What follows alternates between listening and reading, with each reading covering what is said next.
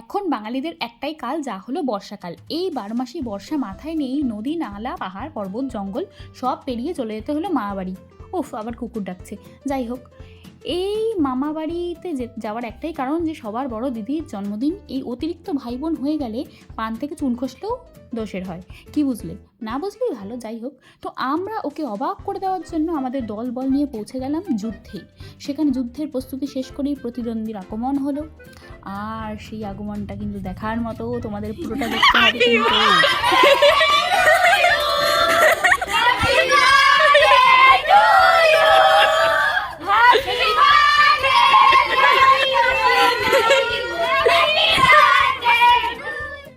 তো এখানে প্রতিদ্বন্দ্বী আগের দিয়ে বুঝে গেছে সে যুদ্ধে হেরে যাবে, তাই আগে থেকে একটু কান্নাকাটি করে নিচ্ছে।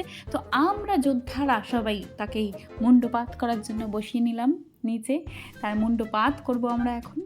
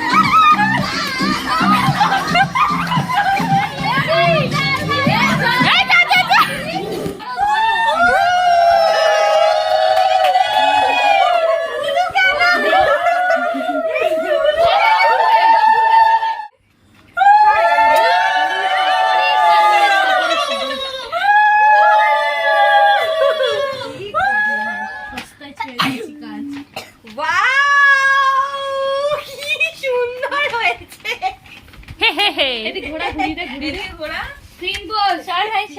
খুব সুন্দর হয়েছে।